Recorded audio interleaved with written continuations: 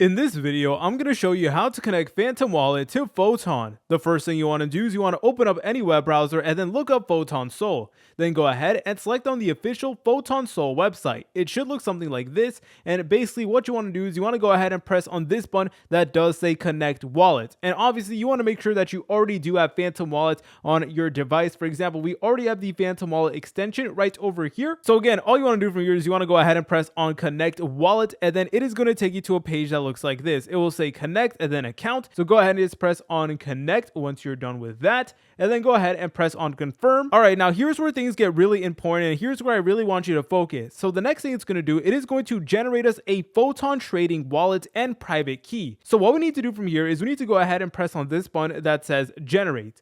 Then over here, it is going to give you your Photon trading wallet, and all you need to do is you need to go ahead and slide this bar, and then it is going to display your private key. Now, please be very careful with your private key. It is only going to show your private key one time and never ever again. So please make sure to write it down on a piece of paper, keep it very safe, and obviously you want to make sure that you do put it in a safe space. Do not share your private key to anybody. So it's really important, guys. Please just take this part seriously. So all you want to do from here is you want to go ahead and just press on slide, and then it is going to showcase your private key. So go ahead and just copy it down, because we're actually going to be using it later on in the video. So just copy your private key and just store it somewhere safely. And of course, we do have our wallet address at the top. But yeah, once you're done with that, you can go ahead and press on continue, and then it's going to give you another pop-up. So again, it's your final chance to save your private key. And then once you're done with that, all you want to do is you want to press on I already saved it. And then once you're done with that, you guys can go ahead and just press on continue, and then you should get something that looks like this. And now we're not done yet. We need to go ahead and open up Phantom Wallet one more time.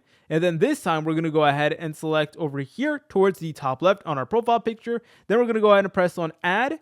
Then we're going to go ahead and select import private key.